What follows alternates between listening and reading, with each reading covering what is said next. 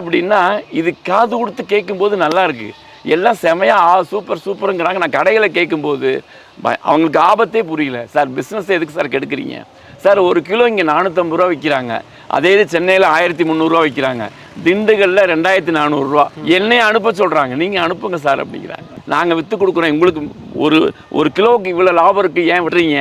நீங்கள் அங்கே தானே இருக்கீங்க, அனுப்புங்க, மதுரையில் அனுப்புங்க, எல்லா பக்கம் அனுப்புங்கிறாங்க.